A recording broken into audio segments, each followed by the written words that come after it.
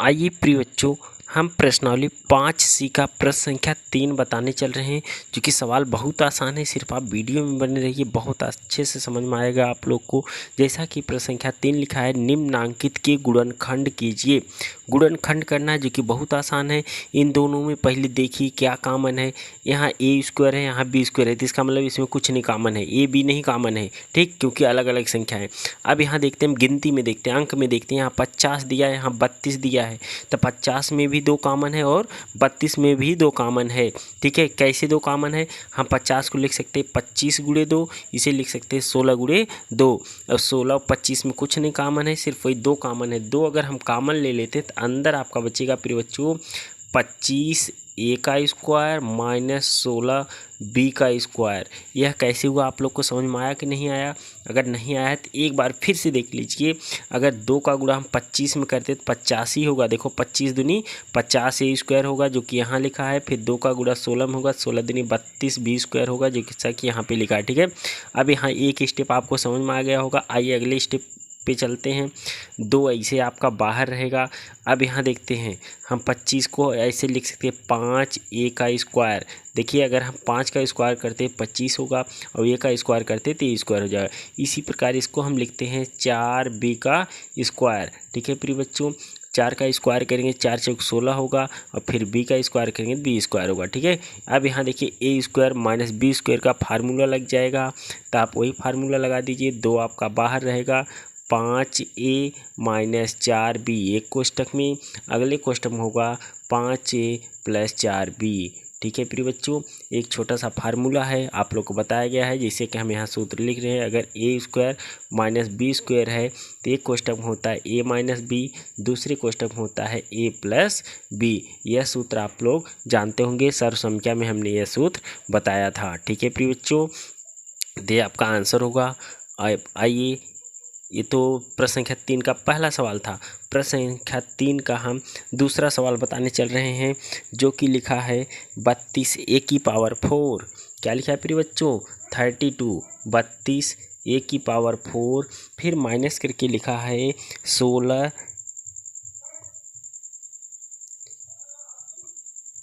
Minus करके लिखा है प्रिय बच्चों, माइनस करके लिखा है 162 बी की पावर 4। ठीक है प्रिय बच्चों, तो फिर से जैसे ही यह सवाल लगाएं उसी प्रकार इसको लगाना, आपको कुछ नहीं करना है, सिर्फ इतना करना है। दोनों में पहले 2 कॉमन ले लीजिए। 2 अगर हम कॉमन लेते हैं तो यहाँ से बचेगा 32 में 2 निकल जाएगा, तो बचेगा 16, 16 दूनी 32 होता है। ए की पावर 4 वैसे लिख दीजिए, माइनस 162 का आधा करेंगे तो क्योंकि 2 बाहर हो गया तो 81 होगा, 81 दूनी 162 होता है। ठीक है, यहाँ पे बी की पावर 4 होगा। हमने इन दोनों में से 2 को कॉमन कर लिया, जैसा कि यहाँ पर लिखा है, आप लोग देख भी रहे हैं। ठीक है प्रिय बच्चों, आइए अब अगले आगे स्टेप पे चलते हैं। 2 आपका ऐसे रहेगा, 16 को हम लिख सकते हैं 4, और ए की पावर 4 को लिख सकते हैं ए की पावर 2, इसकी पावर 2, माइनस 81 को लिख सकते हैं 9, बी पावर 4 को लिख सकते हैं बी की पावर 2 का पावर 2। ठीक है प्रिय बच्चों, अब ध्यान से देखिए, फिर से एक फार्मूला बन गया, वही वाला जो इससे पहले वाले सवाल में लगाया गया है।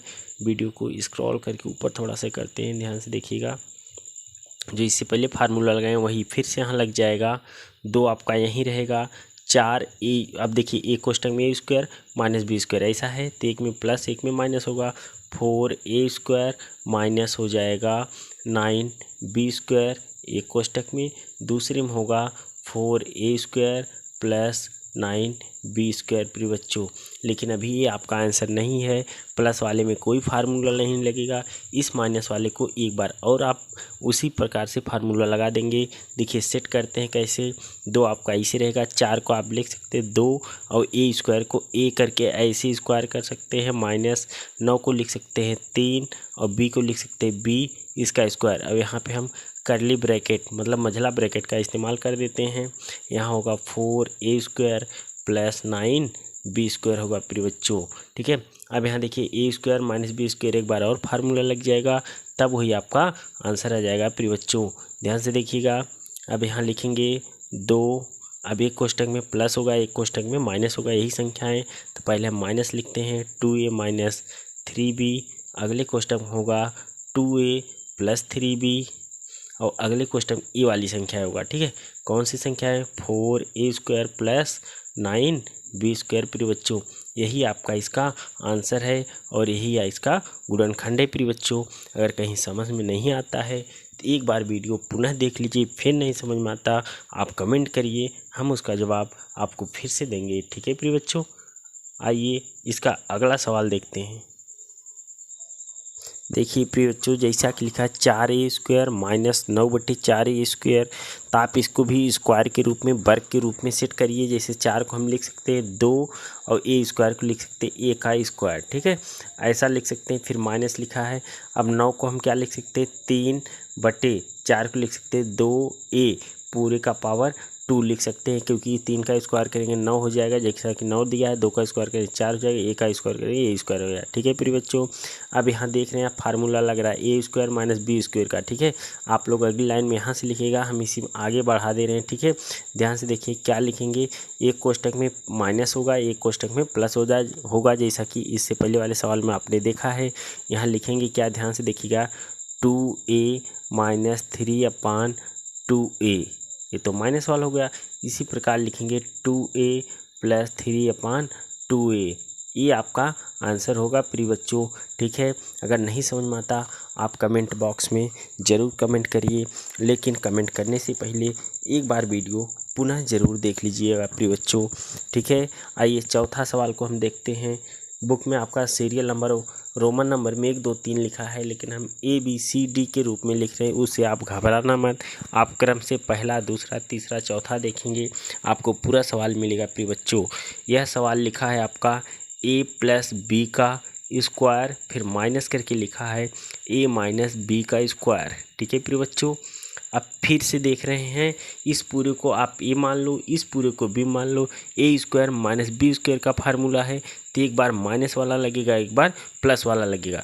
तो देखिएगा, एक बार a प्लस b आप वैसे लिख दीजिए, फिर हम माइनस करके a माइनस b लिख दीजिए।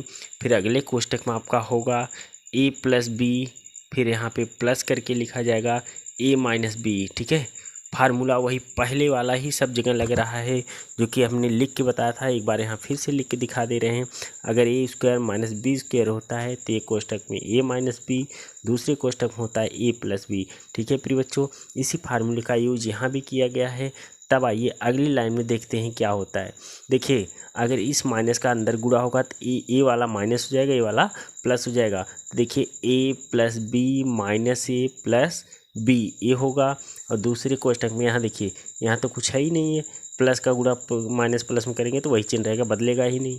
a plus b plus a minus b। ठीक है, अब देखिए यहाँ b से b कट जाएगा क्योंकि ये माइनस है, प्लस है, और a से a कट जाएगा क्योंकि यहाँ a आपका प्लस माइनस है। ठीक है, यहाँ बचेगा 2b, यहाँ गुणे का चिन्ह होगा, यहाँ बचेगा 2a। ठीक है, अगर आप गुणा करना चाहे गुणा करके लिख दीजिए, नहीं तो आपका यही आंसर है प्रिय बच्चों।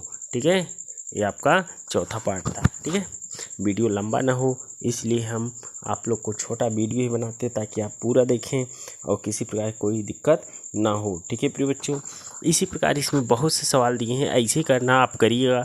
अगर कोई दिक्कत है फिर से कमेंट करिए, सर क्वेश्चन नंबर 8 का चौथा सवाल, तीसरा सवाल बता दीजिए, हम पूरा सवाल आप लोग को बताएंगे।